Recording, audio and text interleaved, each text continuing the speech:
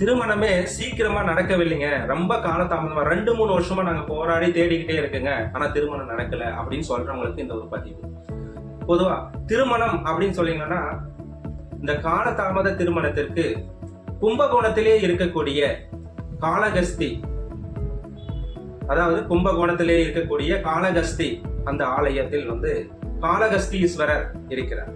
அந்த தெய்வத்தை நாம் வழிபாடு செய்ய வேண்டும். எவ்வாறு வழிபாடு செய்ய வேண்டும்? கும்பகோணம் மாவட்டத்திலே கதிரிநத்தம் என்ற ஊரிலே இருக்கக்கூடிய காளகஸ்தீஸ்வரரை நாம் வழிபாடு செய்ய வேண்டும்.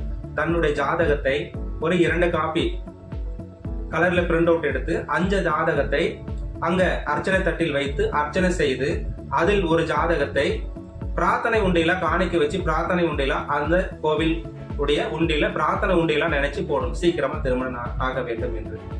அப்ப அவ்வாறு வேண்டிக் கொண்டு அந்த கோவிலை சுற்றி வலம் வந்து அந்த கோவிலில் ஈசானிய மூலையில் அமர்ந்து ஒரு 10 நிமிஷம் தியானம் இருக்கிறது. 9 விளக்கு ஏற்ற வேண்டும். அந்த கோவிலிலே இருக்கக்கூடிய விநாயகருக்கு 9 விளக்கு ஏற்றி வழிபாடு செய்ய வேண்டும். அவ்வாறு வழிபாடு செய்துவிட்டு அதாவது கோவில் அருகிலே இருக்கக்கூடிய புன்னைநல்லூர் மாரியம்மன் ஆலயத்தில் சென்று அந்த தெய்வத்தை அம்மனை பரிபூர்ணமாக வழிபாடு செய்துவிட்டு அம்மனை 9 முறை வலம் வந்து 9 விளக்கு ஏற்றி வந்தால் திருமணம் விரைவில் நடக்கும்.